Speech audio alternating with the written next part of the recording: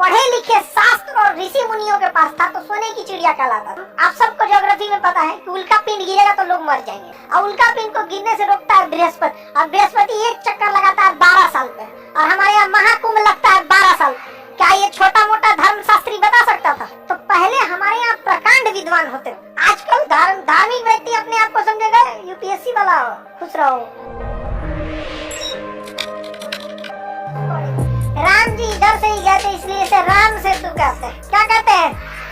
लेकिन मुस्लिम और ईसाई परंपरा के हिसाब से यहाँ से आदम गुजरे थे इसलिए आदम ब्रिज। कि हमारे देश में ऐसा हो गया कि धार्मिक शिक्षा की ओर वह इंसान गया जो इस शिक्षा की ओर नहीं जा रहा था। तो आप देखिए इससे क्या हो रहा है ना कि धार्मिक जो चीज हो रही है उसमें सेलेक्टेड लोग नहीं जा पा रहे हैं, बल्कि वो लोग जा रहे हैं जो बड़े लेवल वाले चीजों में नहीं जा पाए किसी कारणवश।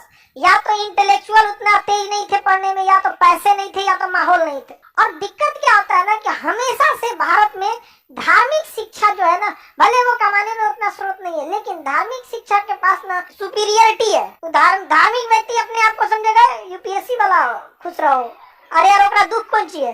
अब डीएमएसपी को भी कहेगा खुश रहो, ओकरा कौन ची का दुख है भाई? नहीं समझे यार। तो धार्मिक शिक्षा जो है ना हम लोग के यहाँ ना बहुत ज्यादा, मतलब कहिए तो धार्मिक शिक्षा भी एक उसका भी अगर एक टेस्ट होता ना, जैसे यूपीएससी का कैसे एग्जाम होता है कि सारे ग्रेजुएट डीएम नहीं बन सकते, वैसे ही आप धार्मिक शिक्षा लीजिए। आप मुस्लिम है तो कुरान याद कीजिए, हाफिज बन जाइए, शास्त्र याद करके आप शंकराचार्य। लेकिन फिर जब आप दूसरे को ज्ञान देने आइएगा यहाँ पे तो वहाँ एक परीक्षा होता है। मुसलमान का ही लो, दूसरा को मत दो, हिंदू तो अपने लो। इससे क्या होगा ना कि जैसे समाज में पढ़े लिखे तो बहुत है, लेकिन उस पढ़े लिखे का मत के एकदम से यूपीएससी बीपीएससी निकाला जाता है, डायरेक्ट नहीं निकाला जाता। उसी तरह अब उसमें भी एक मत के निकाले तो और बढ़िया देश जाएगा।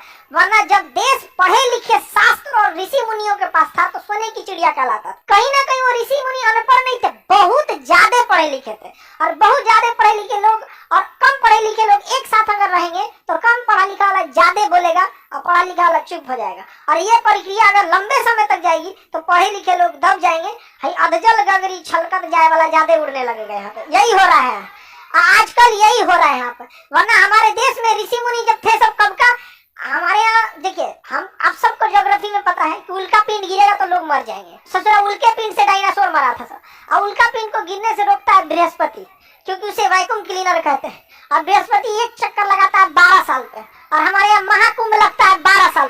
क्या ये छोटा मोटा धर्मशास्त्री बता सकता था? प्रकांड विद्वान बता सकता था? तो पहले हमारे यहाँ प्रकांड विद्वान होते थे, एक से एक ऋषि मुनि होते थे। आजकल चलिए तो रामेश्वरम, चलिए ध्यान से समझिए।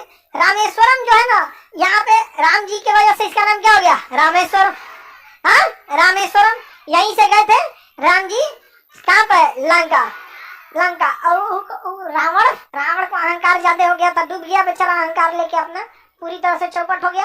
आगे बढ़ते हैं, बाकी रामायण की कहानी आपको पता है। इसी का नाम आदम ब्रिज है। यही पंबन द्वीप पर एक छोटा सा जगह है रामेश्वरम, जहाँ एपीजे अब्दुल कलाम का जन्म हुआ था। एपीजे अब्दुल कलाम का जन्म भी कहाँ हुआ था? रामेश्वरम।